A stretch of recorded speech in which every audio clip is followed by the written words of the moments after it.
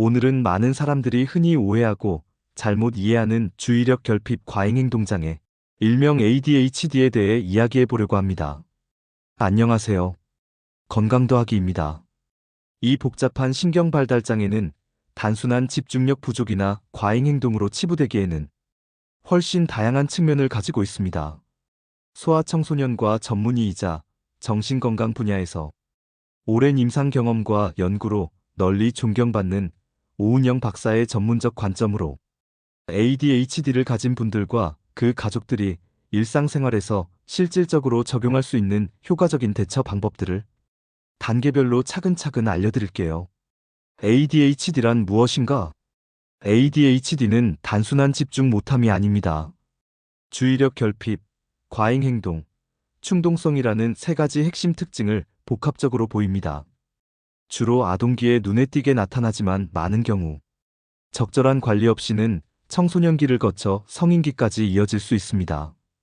이는 뇌의 주의력 조절 시스템과 실행 기능, 즉 계획을 세우고 그것을 순차적으로 실행하며 시간을 효율적으로 관리하는 능력에 구조적인 어려움이 생기는 신경발달적 차이입니다. ADHD를 가진 사람들은 뇌의 전전두엽 영역에서 도파민과 노르에피네프린과 같은 신경전달 물질의 균형이 다르게 나타납니다. 따라서 겉으로 보이는 행동만 관찰하고 판단하기보다는 그 행동의 근본적인 원인과 맥락이 무엇인지 이해하려는 공감적 시도가 반드시 필요합니다. 오해 1 ADHD는 그냥 집중력 부족이다. 많은 분이 ADHD를 단순한 집중력 문제로 생각합니다. 그러나 실제로는 훨씬 복잡한 상태입니다. ADHD의 가장 두드러진 특징 중 하나는 상황에 따라 집중력이 일관되지 않고 들쑥날쑥하다는 점입니다. 흥미롭거나 즉각적인 보상이 있는 활동에는 몇 시간이고 완전히 몰입하는 과집중이 나타나기도 합니다. 반면 덜 자극적이거나 일상적인 과제에는 주의를 유지하기 어렵습니다. 이러한 불규칙한 집중 패턴은 외부에서 보기에 노력 부족이나 의지력 문제로 오해받기 쉽습니다. 그러나 실제로는 뇌의 도파민 조절과 관련된 신경학적 차이에서 비롯됩니다. ADHD의 핵심적인 어려움은 실행 기능의 손상입니다. 즉, 계획을 세우고 우선순위를 정하며 충동을 억제하고 시간 감각을 유지하며 목표를 향해 단계적으로 나아가는 능력에 어려움이 있습니다. 이것이 바로 일상적인 과제를 일관되게 수행하지 못하는 근본적인 원인입니다. 오해 2 부모의 훈육이 부족해서 생긴다. ADHD는 단순한 훈육의 부재나 부족이 원인인 경우가 절대 아닙니다. 많은 부모님들이 자녀의 ADHD 증상을 보고 더 엄격하게 훈육해야 한다고 생각합니다. 그러나 반복적인 꾸중이나 처벌은 근본적인 문제를 해결해주지 못합니다. 오히려 아이의 자존감을 심각하게 손상시키고 부모 마이너스 자녀 관계에 장기적인 균열을 가져올 수 있습니다. 아동발달 전문가인 오은영 박사는 이러한 처벌적 접근 대신 따뜻한 공감과 명확하게 구조화된 환경을 제공할 것을 권장합니다. 작은 성공 경험들을 체계적으로 쌓아가는 방식이 필요합니다. 아이가 이해하기 쉽도록 규칙과 기대사항을 시각적으로 명확하게 제시하세요. 지시할 때는 짧고 구체적인 언어로 한 번에 한 가지씩만 전달하세요. 아이가 작은 과제라도 성공적으로 완수했을 때 즉각적이고 구체적인 긍정적 강화를 통해 성공 경험을 지속적으로 축적할 수 있도록 도와주세요. 오은영 박사는 감정 조절이 힘든 상황에서 감정을 효과적으로 다스리는 능력을 체계적으로 발달시켜야 한다고 강조합니다. 이를 위해 박사가 추천하는 실용적인 방법은 1-30의 공식입니다. 여기서 1은 일단 반응을 멈추고 잠시 상황에서 한 걸음 물러서는 것을 의미합니다. 3은 깊은 심호흡을 3번 천천히 반복하며 심신을 안정시키는 것입니다. 10은 마음속으로 10까지 차분히 세어가며 감정의 파도가 잔잔해지기를 기다리는 단계를 뜻합니다. 이러한 단계적 접근법은 충동적인 반응 대신 일단 멈추고 상황을 객관적으로 바라보며 신중하게 생각한 후 적절한 행동을 선택할 수 있는 자기 조절 능력을 키우는데 매우 효과적입니다. 이는 단순한 기술이 아니라 지속적인 연습과 훈련을 통해 내면화해야 하는 정서적 역량입니다. 진단은 어떻게 이루어지나?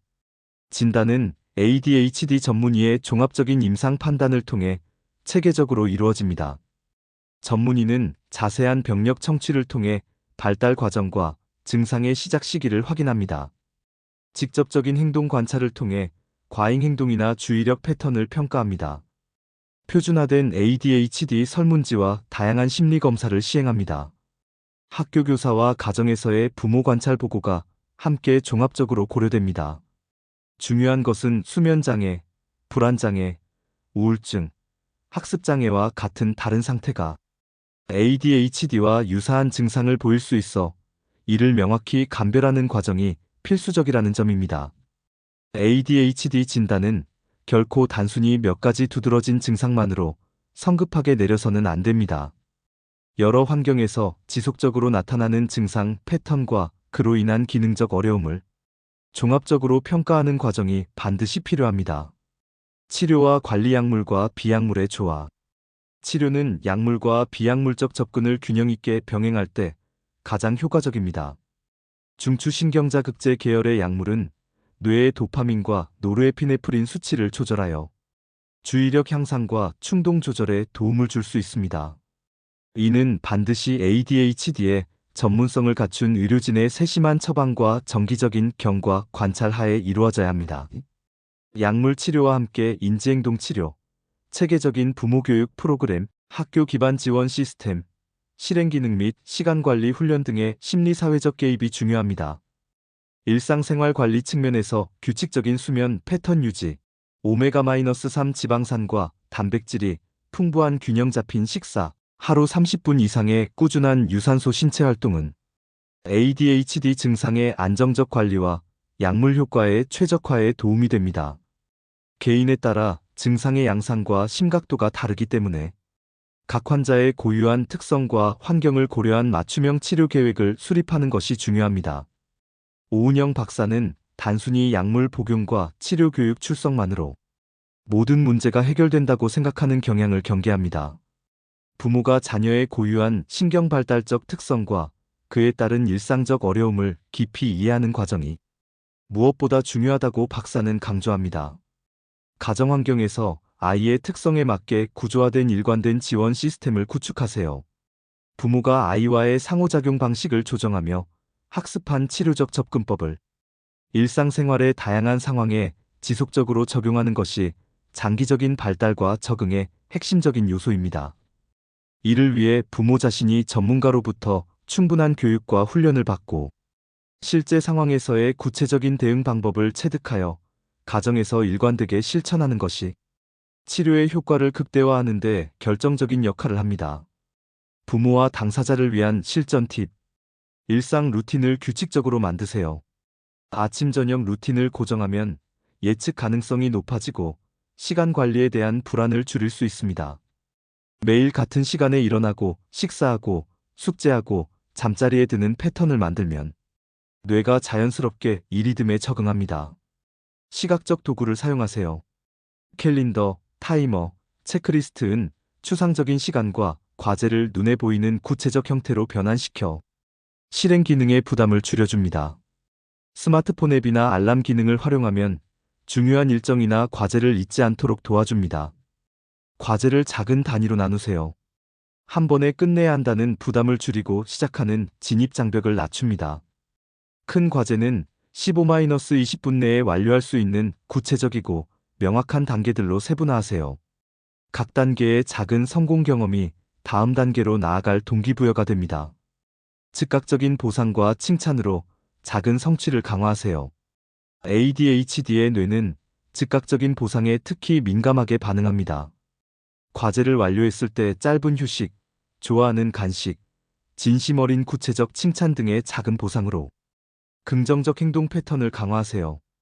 짧은 운동과 휴식으로 집중력을 재충전하세요. 뇌의 도파민과 노르에피네프린 수치를 자연스럽게 높여주는 신체 활동은 주의력과 집중력 향상에 도움이 됩니다. 40분 집중 후 50분의 짧은 스트레칭이나 움직임으로 뇌에 새로운 자극과 휴식을 번갈아 제공하세요. 한 아이가 숙제를 못 끝내고 늘 늦는다면 그 행동을 게으름이나 의지 부족으로 단정 짓지 마세요. ADHD를 가진 아이들은 시간 관리와 과제 완수에 구조적인 어려움을 겪고 있으며, 이는 의지력만으로는 쉽게 극복할 수 없는 신경학적 차이에서 비롯됩니다. 이럴 때는 과제를 명확하고 관리 가능한 작은 단계들로 체계적으로 분해하여 아이가 작은 성공을 꾸준히 경험하도록 도와주세요. 실패했을 때는 좌절감과 자책감에 진심으로 공감하면서 비난하지 않는 안전한 정서적 환경을 만들어주세요. 그런 다음 함께 무엇이 어려웠는지 분석하고 더 효과적인 계획과 전략을 세워 다시 시도할 용기를 북돋아주세요. 오은영 박사가 항상 강조하듯이 ADHD와 같은 발달적 차이는 관계 안에서 문제를 풀어나가는 과정을 통해 가장 효과적으로 관리되고 개선될 수 있습니다. 신뢰와 이해를 바탕으로 한 든든한 관계야말로 아이가 자신의 어려움을 극복하고 잠재력을 발휘하는데 가장 강력한 지지대가 됩니다. ADHD는 단순한 집중력 문제를 넘어선 보다 복잡하고 다차원적인 신경발달적 차이입니다. 이는 뇌의 전전두엽 영역에서 도파민과 노르에피네프린 같은 신경전달 물질의 특별한 균형과 관련이 있습니다.